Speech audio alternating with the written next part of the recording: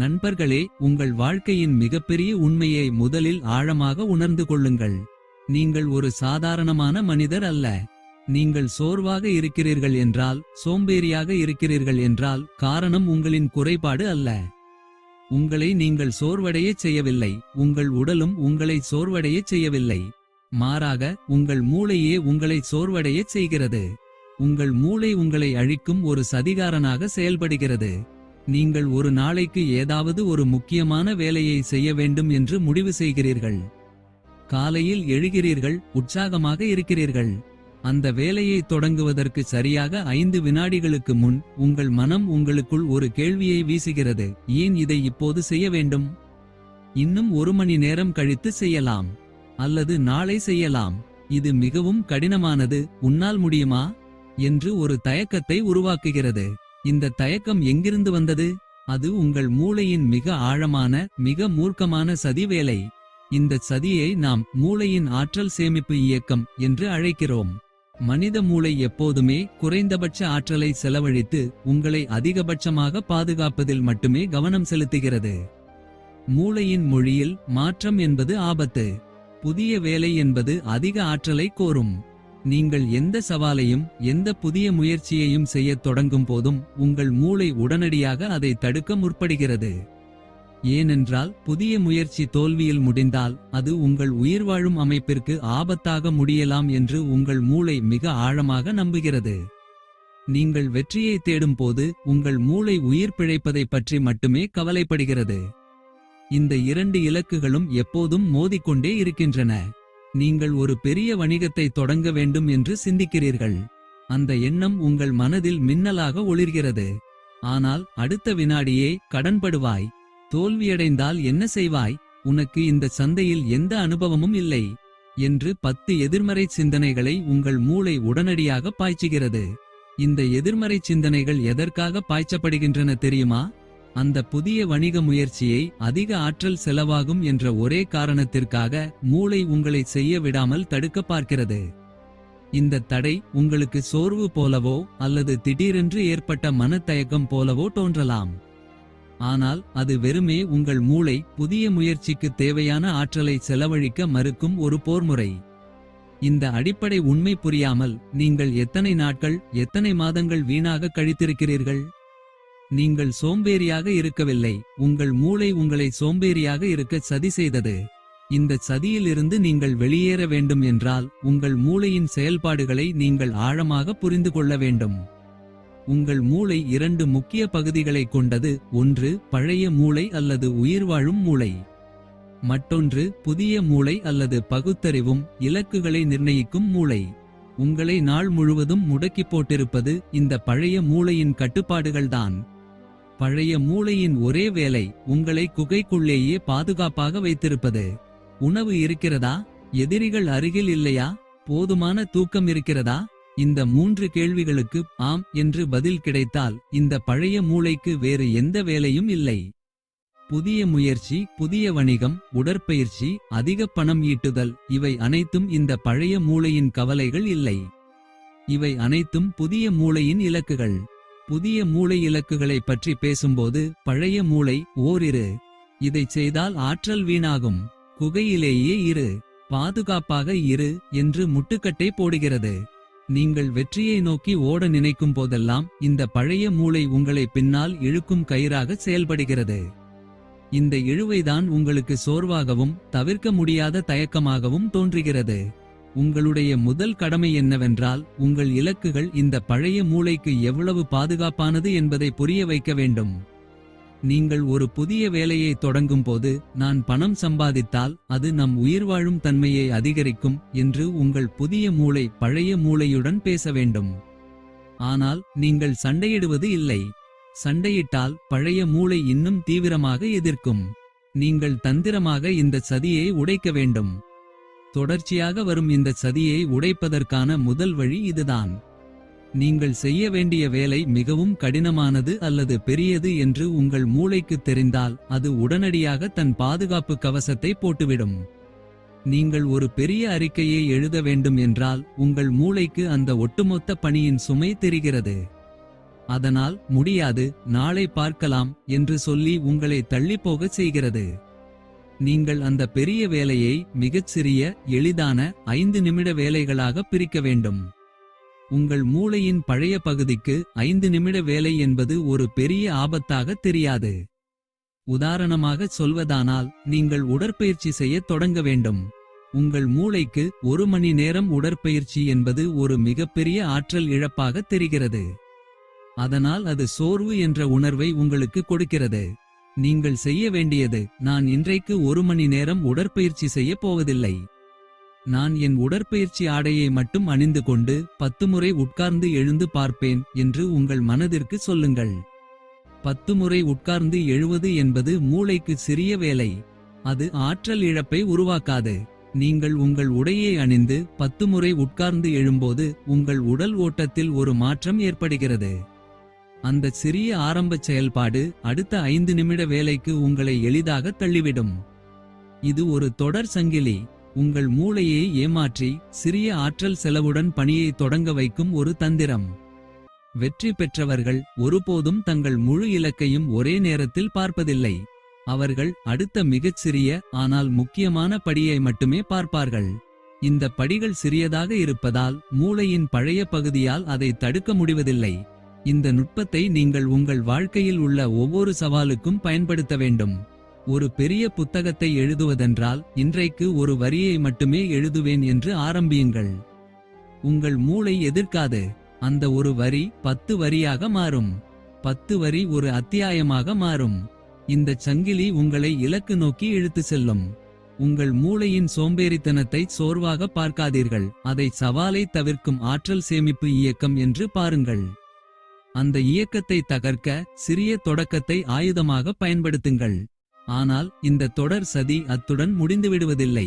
உங்கள் மூளை அடுத்த கட்ட சதிக்கு தயாராகிறது. அதுதான் சவாலை எதிர்கொள்ளும் போது ஏற்படும் மனரீதியான விலகல். நீங்கள் ஒரு கடினமான வேலையை தொடங்குகிறீர்கள் என்று வைத்துக்கொள்வோம். உதாரணமாக, நீங்கள் ஒரு ஆழமான வாடிக்கையாளர் அழைப்பை செய்ய வேண்டும் அல்லது சிக்கலான ஒரு நிதி அறிக்கையை தயாரிக்க வேண்டும். உங்கள் புதிய மூளை இந்த சவாலை எதிர்கொள்ள தயாராக இருக்கும்போது பழைய மூளை உடனடியாக இந்த சவாலிலிருந்து உங்களை விலக்க வேறு ஒரு வேலையை கையில் எடுக்கச் சொல்கிறது. நீங்கள் உடனடியாக அலைபேசியை பார்க்கத் தொடங்குவீர்கள் அல்லது மின்னஞ்சல்களை சரிபார்க்க ஆரம்பிப்பீர்கள் அல்லது தேவையற்ற சமூக ஊடகங்களில் நுழைவீர்கள். இந்த கவனம் சிதறல் என்பது நீங்கள் உண்மையிலேயே செய்ய வேண்டிய கடினமான வேலையை தவிர்ப்பதற்கான மூளையின் நேரடி தந்திரோபாயம். நீங்கள் அலைபேசியில் செலவழிக்கும் நேரம் அல்லது சமூக ஊடகங்களில் வீணடிக்கும் நேரம் நீங்கள் ஓய்வெடுக்கிறீர்கள் என்பதை குறிக்கவில்லை. அது கடினமான வேலையின் ஆற்றல் செலவை சகித்துக் கொள்ள முடியாமல் மூளை உங்களை திசை திருப்புவதை குறிக்கிறது. நீங்கள் உண்மையான சவாலை தவிர்த்து சிறிய இலகுவான வேலையில் உங்கள் ஆற்றலை செலவழிக்கிறீர்கள். ஒரு நெருக்கடியான வேலையை செய்யாமல் நீங்கள் உங்கள் மேசையை சுத்தம் செய்வதில் முனைப்பு காட்டினால் அது உங்கள் மூளையின் மனரீதியான விலகல் சதி. இது ஒரு போலியான செயல்திறன் உணர்வை உங்களுக்கு கொடுத்து உங்களை சுறுசுறுப்பாக இருப்பதாக நம்ப வைக்கும். ஆனால் உண்மையில் உங்கள் முக்கியமான இலக்கு அப்படியே கிடப்பில் இருக்கும். இந்த சதியை நீங்கள் எப்படி உடைப்பது? நீங்கள் ஒரு முக்கியமான வேலையை தொடங்கும் போது உடனடியாக ஒரு நேர கட்டுப்பாட்டை போடுங்கள். நீங்கள் செய்ய வேண்டிய கடினமான வேலையை தவிர வேறு எந்த வேலையும், மின்னஞ்சலும் அலைபேசியும் கவனச்சிதறலும் உங்கள் கண்ணில் படக்கூடாது. 1 மணி நேரம் முழுவதுமாக அந்த ஒரு வேலையில் மட்டுமே கவனம் செலுத்த வேண்டும். ஒருவேளை உங்கள் மனம் திசை திரும்பினால் நீங்கள் உடனடியாக பேச வேண்டியது இதுதான். இது ஒரு மனரீதியான விலகல். நான் கடினமான வேலையை தவிர்ப்பதற்காக என் மூளை வேறு ஒரு வேலையை கொடுக்கிறது. நான் இந்த தந்திரத்திற்கு அடிபணிய மாட்டேன். இந்த உரையாடல் மூளையின் பழைய பகுதிக்கும் புதிய பகுதிக்கும் நடக்கும் போர். நீங்கள் வார்த்தைகளால் உங்கள் மூளையின் சதியை உடைக்கிறீர்கள். நீங்கள் வார்த்தைகளால் உங்கள் கவனத்தை மீண்டும் இலக்கின் மீது நிலைநிறுத்துகிறீர்கள். இந்த மனரீதியான விலகல் சதி உங்களை அலைபேசியிலோ தேவையற்ற மின்னஞ்சல்களிலோ முடக்கி வைக்கும் போது உங்கள் மூளையின் மிக ஆழமான 3வது ஆயுதம் களம் இறங்குகிறது. அதுதான் உங்களை செயல்படாமல் இருக்கச் செய்யும் சரியான தருணத்திற்கான காத்திருப்பு சதி. உங்கள் மூளை உங்களிடம் சொல்லும், நீ ஏன் இந்த கடினமான வேலையை தொடங்கவில்லை தெரியுமா? இது ஆரம்பிப்பதற்கு சரியான நேரம் இல்லை. உனக்கு இன்னும் முழுமையான அறிவு இல்லை. எல்லாம் சரியாக இருக்க வேண்டும். எல்லா தகவலும், எல்லா வளங்களும், எல்லா பணமும் கிடைத்த பிறகு நீ ஆரம்பிக்கலாம். இந்த எண்ணம் ஒரு அழகாக பொதிந்திருக்கும் ஒரு போய். சரியான தருணத்திற்காக காத்திருப்பது என்பது செயலை தவிர்ப்பதற்கான, சோம்பலை மறைப்பதற்கான மூளையின் மிகச் சாமர்த்தியமான தந்திரம். நீங்கள் ஒருபோதும் 100% தயாராக இருக்கப் போவதில்லை. உலகில் வெற்றி பெற்ற ஒவ்வொரு மனிதனும் ஒருபோதும் முழுமையான தயாரிப்புடன் களமிறங்கியதில்லை. அவர்கள் 40%, 50% தயாரிப்புடன் ஆரம்பித்து மீதி 50%த்தை தங்கள் பயணத்தின் போதே கற்றுக்கொண்டவர்கள். சரியான தருணத்திற்காக காத்திருப்பது என்பது தோல்வி குறித்த பயத்தை ஒரு நல்ல நோக்கமாக மாற்றும் மூளையின் சதி. நீங்கள் முழுமையாக தயாராக இருந்துவிட்டால், அந்த வேலை தோல்வியடைந்தால் அதை உலகம் சுட்டிக்காட்டும் போது உங்கள் பழைய மூளைக்கு அது ஒரு மிகப்பெரிய ஆபத்தாக தெரியும். எனக்கு எல்லாம் தெரியும், ஆனாலும் தோல்வியடைந்துவிட்டேன் என்று உலகம் சொன்னால் அது உயிர்வாழும் தன்மையை அச்சுறுத்தும் என்று பழைய மூளை நம்புகிறது. ஆனால் நீங்கள் நான் தயாராக இல்லை, அதனால் தோல்வியடைந்தேன் என்று சொன்னால் அந்த பழியை நீங்கள் மூளையின் மீது சுமத்தலாம். இந்த சரியான தருணத்திற்கான காத்திருப்பு என்பது விமர்சனத்திலிருந்து தப்பிக்க மூளை உருவாக்கும் ஒரு பாதுகாப்பு வளையம். இந்த வளையத்திற்குள் இருக்கும் வரை உங்கள் இலக்குகள் ஒருபோதும் உயிர்ப்பிக்கப்படாது. நீங்கள் இந்த சதியை எப்படி உடைக்க வேண்டும்? நீங்கள் ஒருபோதும் இலக்கை 100% பூர்த்தி செய்ய முயற்சி செய்யக்கூடாது. நீங்கள் செய்ய வேண்டியது ஒரு ஆரம்பத்தை கொடுப்பது. ஒரு அறிக்கை எழுத வேண்டுமானால் அதன் முதல் பத்தியை மட்டும் எழுதுங்கள். ஒரு வணிகத்தை தொடங்க வேண்டுமானால் அந்த பெயருக்கு ஒரு டொமைனை மட்டும் வாங்குங்கள். அதுதான் உங்களின் முதல் படி. ஒரு திட்டத்தை முழுமையாக்குவதற்கு இப்பதிலாக அதை செயல்படுத்துவதற்கு உங்கள் இலக்கை மாற்ற வேண்டும். ஒரு திட்டத்தை தயார் நிலையிலிருந்து வெளியேற்றினால் அது எவ்வளவு குறையுடன் இருந்தாலும் அதிலிருந்து நீங்கள் கற்றுக்கொள்ளத் தொடங்குவீர்கள். கற்றுக்கொள்வது என்பது ஆற்றலை செலவழிக்காமல் இருப்பதற்கான மூளையின் இலக்கை உடைக்கிறது. நீங்கள் களத்தில் கற்றுக்கொண்டால் உங்கள் ஆற்றல் வீணாகாது, அது முதலீடாக மாறுகிறது. நீங்கள் இதை ஆழமாக புரிந்து கொள்ளுங்கள்.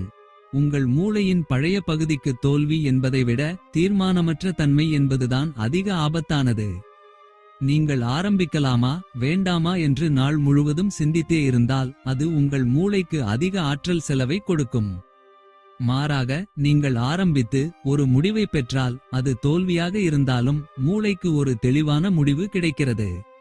இந்த வழி வேலை செய்யவில்லை, வேறு வழியை காணலாம் என்று மூளை அதன் வேலையை எளிதாக்கிக் கொள்கிறது.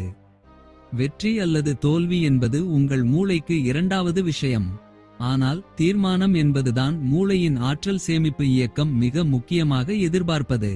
ஆரம்பிக்கலாமா வேண்டாமா என்று தயங்கும் ஒவ்வொரு வினாடியும் உங்கள் மூளை அதிக ஆற்றலை வீணாக்குகிறது. மூளையின் சோம்பல் சதியை உடைப்பதற்கான நான்காவது மிக கொடூரமான ஆயுதம் மூளையின் பழக்க அடிமைத்தனம். உங்கள் மூளை நீங்கள் சோர்வடைவதையோ அல்லது உங்களை பின்னால் இழுப்பதையோ ஒரு பழக்கமாக மாற்றிக்கொள்கிறது. நீங்கள் ஒரு கடினமான வேலையை எதிர்கொள்ளும் போதெல்லாம் உங்கள் மனம் உடனடியாக ஒரு பாதையை தேர்ந்தெடுக்கிறது. இந்த வேலையை நான் தவிர்த்து விடுவேன்.